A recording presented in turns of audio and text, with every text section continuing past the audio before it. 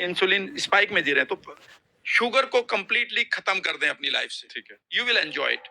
तीसरी दो दो चीज हो गई अब तक। हाँ, 2 गई। एक है रिफाइंड ऑयल, हाँ, दूसरा है शुगर, शुगर। तीसरा है मिल्क प्रोडक्ट। अगले 180 दिन के लिए आप मेरे कहने से मिल्क प्रोडक्ट छोड़ दें।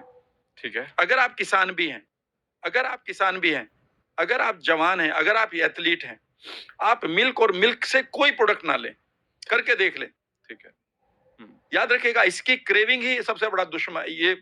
और 1970 में मैं अपने फादर के पास जाता था और हमारे पास एक एक बोरी नमक आया करता था, 1 रुपये का।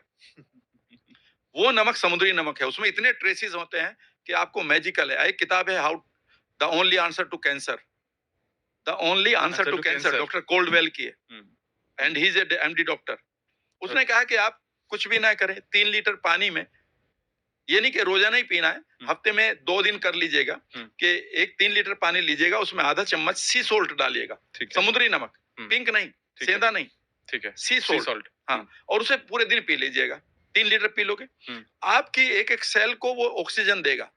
कैंसर का पहली प्रॉब्लम यह है कि जहां पर कैंसर है वहां पर आपकी ऑक्सीजन ही नहीं जा रही है, और जो आप पानी पी रहे हैं वो आपको डुबो रहा है, हाइड्रेट नहीं कर रहा है। याद रखिएगा, जो लोग आप ये कहते हैं खूब पानी पियो, सवाल ये नहीं है वो डुबो रहा है, हाइड्रेट नहीं कर रहा है। नहीं, क्या मतलब? तो ऑक्सीजन पहुंचाना होता है। हाँ। और वो वहां नहीं पहुंच रही है, वो तो आपके ब्लड में गई और उसमें से निकल गया, आई मीन किडनी से, किडनी को आपने ओवर वर्क करवा दिया और बिना मतलब।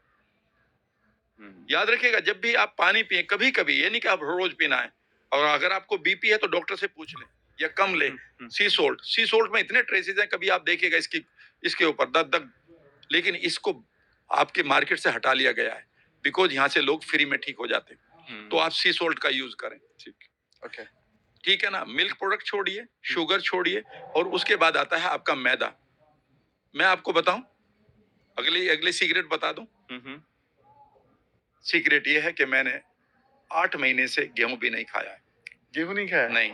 और अगर मेरा अभी लंच का टाइम देखोगे आप, तो उसमें एक रोटी मिलेगी, मोटी वाली, जिसको हम गांव की रोटी कहते हैं, बिल्कुल वही मिलेगी, और वो कंप्लीट चने की है, बेसन की नहीं। ओके, वो चना जिसके ऊपर छिलका भी है।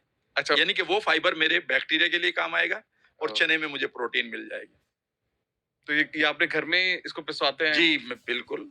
मैं ट्रेनिंग के अलावा, अगर मैंने इतना बिजी हो गया कि मैं अपने सामने खड़े होकर 15 मिनट में 4 किलो 6 किलो, अगर चना भी नहीं पिसवाने का टाइम है, तो फिर what is the way of life? मैं क्यों देखूं बेकार की चीजों? तो चना खाइए, मिलेट्स खाइए, जवार खाइए, रागी खाइए, ठीक है ना। और मैंने तो वो भी बंद कर दिया, मैं तो सिर्फ चना ही खा रहा हूँ, क्योंकि मेरी प्रोटीन भी बढ़िया मुझे मिल जाती है। वैसे रोजाना का और खर्चा है आपका, कांजी दबा कर पीजिएगा। अभी कांजी बनाना सीख लीजिएगा, कई चैनल हैं वहां पर, ठीक है ना। एक सरदार जी हैं, और उनकी शायद फ्रेंड है, वो बहुत अच्छी कांजी बनाना सिखाते हैं। बीट रूट एक 50 पैसे की, 2 रुपए की आ जाएगी, उसे डालिए पानी में, जार को बंद करिए, ठीक है ना, हल्का ढीला छोड़ते हुए, ताकि हवा बाहर निकलेगी, और तीसरे दिन कांजी तैयार है आपकी, पूरे परिवार को पिलाइए। इसके अलावा और कुछ नहीं करना है आपको। माइंड से ठीक हो गए, कैसे हो गए। और तीसरी चीज है कि बस अब आपको सांस लेने का तरीका सीखना है, कि आपको अपान प्राण करना आना चाहिए, कि आप सिर्फ अपनी सांस को कुछ देर के लिए देखें, करीब 20 मिनट के लिए, सांस जा रही कहाँ रही है, आ कहाँ रही है। उससे आपका जो सिंपैथेटिक नर्वस सिस्टम है, इनर अर्थक्वेक है, वो शांत होकर parasympathetic nervousness, I mean nervous system activate हो जाएगा, यानी कि आप शांत हो जाएंगे।